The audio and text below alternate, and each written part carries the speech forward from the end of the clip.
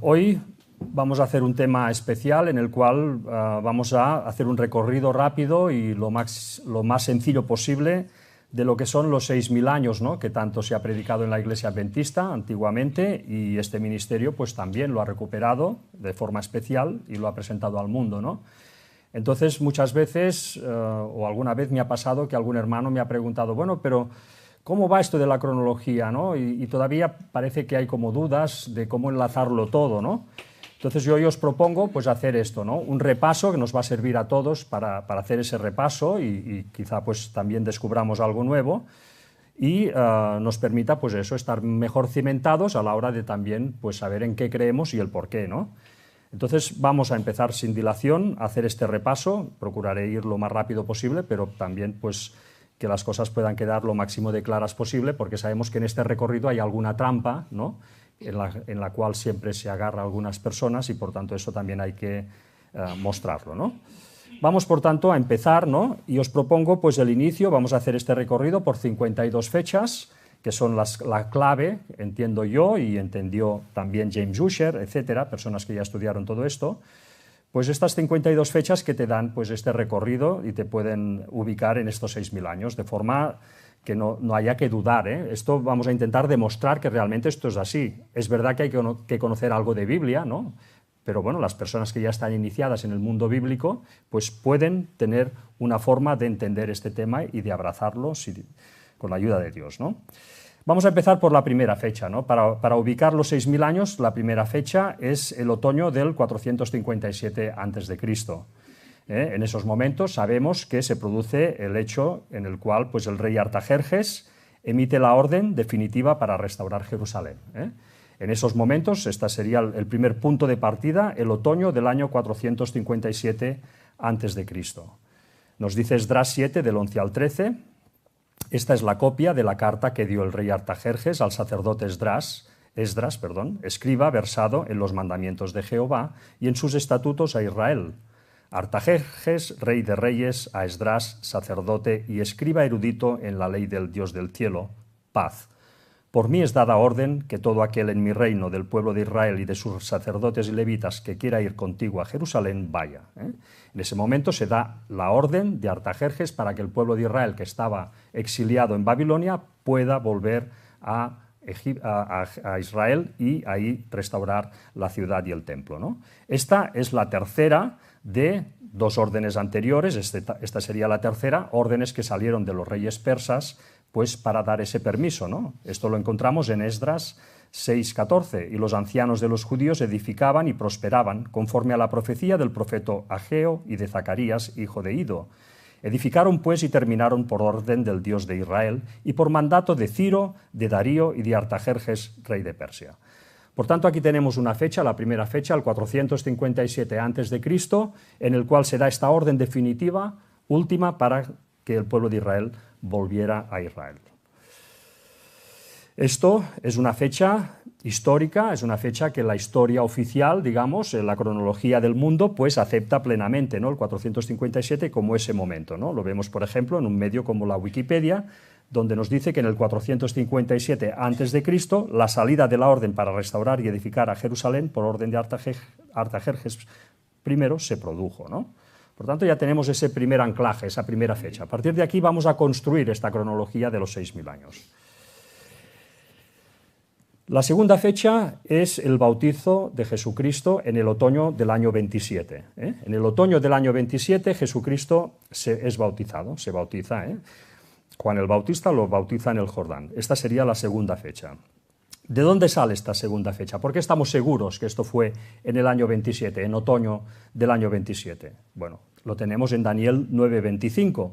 Nos dice, sabe pues y entiende que desde la salida de la orden para restaurar y edificar a Jerusalén, que es la orden que hemos visto antes, hasta el Mesías príncipe habrá 7 semanas y 62 semanas.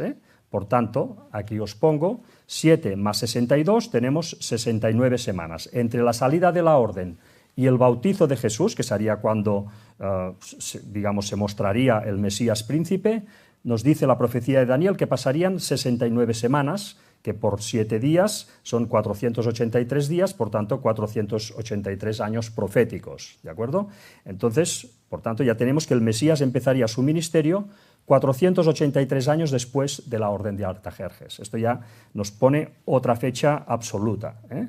La orden de Artajerjes se produjo en el 457 a.C., le sumamos estos 483 años de la profecía de Daniel, nos vamos al 27 después de Cristo, lógicamente sin contar el año cero, porque yo me he encontrado gente erudita, teóricamente en profecías, ¿no?, que luego se olvidan de restarle el año cero y se van pues a que Cristo empezó su ministerio pues antes y fue crucificado antes, ¿no?, en el año 30, por tanto hay que ir con cuidado con el año cero. Nosotros tenemos, por tanto, la segunda fecha absoluta. El año 27, Cristo empieza su ministerio, es bautizado. Además, esto nosotros sabemos que fue en otoño, ¿eh? Esto es importante también, ¿eh?, saber si fue en otoño, fue en primavera, cuándo fue, ¿eh? Cristo fue bautizado en otoño porque recordemos que Él fue crucificado en primavera, ¿eh? Nos dice Juan 19 al 31, entonces los judíos, por cuanto era la preparación de la Pascua, a fin de que los cuerpos no quedasen en la cruz en el día de reposo, pues aquel día de reposo era de gran solemnidad, rogaron a Pilato que se les quebrasen las piernas y fuesen quitados de allí. Por tanto, ya vemos claramente que Cristo murió en primavera, de eso no creo que nadie tenga duda, ¿no? Por lo tanto, la misma profecía de Daniel ya nos estaba diciendo que este sacrificio ocurriría a la mitad de la última semana de la profecía de Daniel, con lo cual sería, por tanto, un ministerio de 3 años y medio, ¿eh? Si Cristo inició su ministerio en el año 27, pues a la mitad de la semana, 3 años y medio después, es cuando es crucificado en primavera, ¿eh? Nos dice Daniel 9:27, y por otra semana confirmará el pacto con muchos. A la mitad de la semana hará cesar el sacrificio y la ofrenda, ¿eh? Sabemos que ese cesamiento ocurrió con el sacrificio de Cristo, por tanto, ahí digamos que fue a los 3 años y medio del inicio de la labor del Mesías, es cuando es crucificado, ¿no? Si nos vamos 3 años y medio antes, entonces nos vamos a otoño, ¿no? Si fue crucificado en primavera, 3 años y medio antes, vemos que su bautizo se produjo sí o sí en otoño. La tercera fecha de este recorrido que vamos a hacer hoy, de esas 52 fechas que demuestran los 6.000 años, pues la tenemos en el otoño del año 4 a.C., ¿eh? El Mesías nace en Belén, en el otoño del año 4 a.C., ni en el 5 ni en el 3, en el otoño del 4 a.C. ¿Por qué? Nosotros tenemos este texto en Lucas 3:23. Jesús mismo, al comenzar su ministerio, era como de 30 años, hijo, según se creía, de José, hijo de Elí, ¿eh? Por tanto, una vez más, si sabemos que su ministerio empezó el año 27 después de Cristo, y sabemos que tenía 30 años, restamos esos 30 años, nos da otoño del año 4 a.C. Ahí es cuando Jesús es bautizado. Fijémonos que estamos anclando fechas que son absolutas, ¿eh? Sí, nacido, efectivamente. La cuarta fecha, la tenemos en el otoño del año 4004 a.C. Dios crea la tierra y el primer año de la tierra irá del otoño del 4004 al verano del 4003 a.C. Esto era un año completo, desde la creación de la tierra, ese primer año recorrería ese camino, ¿no? Y decimos que es en otoño, ¿no? ¿Por qué decimos que la fecha número 4, la creación del mundo, fue en otoño del año 4004 a.C.? ¿De dónde lo sacamos, no? Bueno, para quien no lo sepa, esto lo sacamos de la profecía que hay incluida en Génesis 1, ¿no? En esa semana de la creación, además de explicarnos cómo fue ese proceso, también está una profecía que nos anunciaba la historia humana. Por tanto, esto se basa, en primer lugar, en 2 de Pedro 3, del 3 al 8, que nos dice lo siguiente, ¿no? Pedro, hablando de la segunda venida, del advenimiento, dice lo siguiente: sabiendo primero esto, que en los postreros días vendrán burladores, andando según sus propias concupiscencias, y diciendo, ¿dónde está la promesa de su advenimiento? Porque desde el día en que los padres durmieron, todas las cosas permanecen así como desde el principio de la creación. Ya vemos que Pedro nos está situando en el advenimiento. Entonces, ¿qué nos dice? Estos ignoran voluntariamente que en el tiempo antiguo fueron hechos por la palabra de Dios los cielos y también la tierra. ¿Esto cuándo sucedió? en la semana de la creación, ¿no? Por tanto, ya nos está situando en el fin de los tiempos y en la semana de la creación, que proviene del agua y por el agua subsiste, por lo cual el mundo que entonces pereció anegado en agua, pero los cielos y la tierra que existen ahora están reservados por la misma palabra, guardados para el fuego en el día del juicio y de la perdición de los hombres impíos. Y luego, una vez nos ha situado tanto en el día del advenimiento como en la semana de la creación, nos dice lo siguiente: mas, oh amados, no ignoréis esto, que para con el Señor un día es como 1000 años y 1000 años como un día. Por tanto, si uno quería saber cuándo volvería Cristo, tenía que situarse en la semana de la creación y recordar esta forma de computar los años proféticos, que un día literal puede en profecía significar 1000 años, ¿no? Por tanto, Pedro ya nos estaba situando en esta tesitura, ¿no? Y si nos vamos, por tanto, en la semana de la creación, veremos que ahí se da una profecía, efectivamente, y de la misma forma que el séptimo día era una profecía que nos indicaba que al final de los 6000 años vendría un séptimo milenio, un milenio sabático en el cual estaríamos con Dios en esa unidad y en ese momento pues de juzgar a las naciones, etcétera, etcétera. Pues si hay esa profecía del sábado milenial en esa semana, de la misma forma que hay esta profecía en el séptimo día, también hay una profecía en el cuarto día, como veremos ahora. Vamos a ver la del séptimo día. Dice en Génesis 2, del 2 al 3, y acabó Dios en el día séptimo la obra que hizo, y reposó el día séptimo de toda la obra que hizo. Y bendijo Dios al día séptimo y lo santificó, porque en él reposó de toda la obra que había hecho en la creación.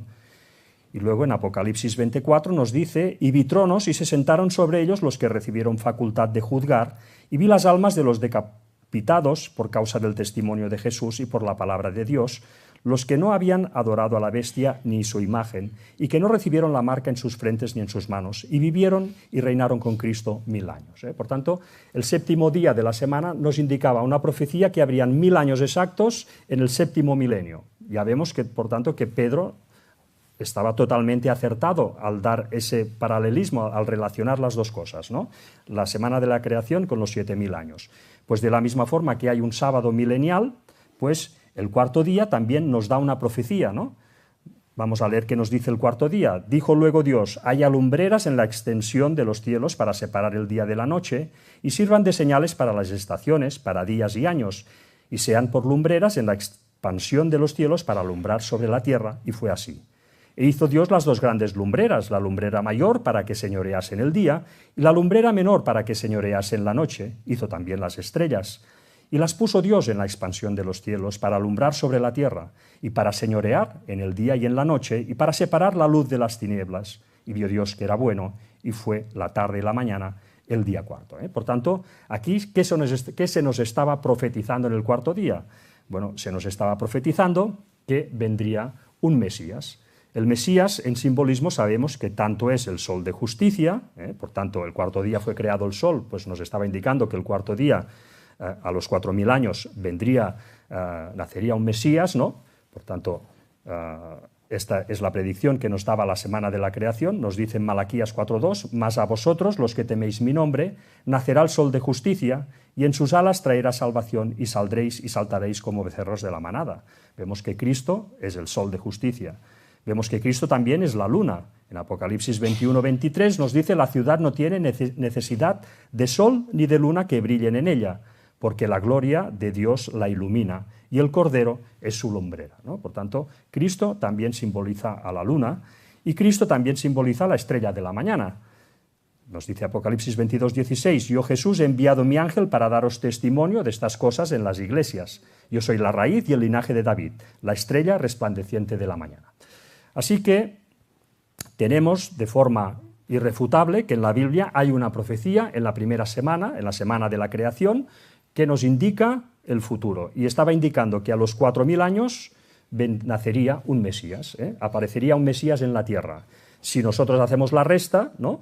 Pues nos vamos efectivamente que desde la creación a Cristo hay 4000 años. Por tanto, si sabemos que Cristo nació en el 4 a.C., lo hemos visto hasta ahora que es un dato irrefutable, pues si le restamos esos 4000 años que habían de pasar, nos vamos al otoño del 4004 a.C. Este es el planteamiento básico, ¿no? Cuando uno defiende los 6000 años, es este.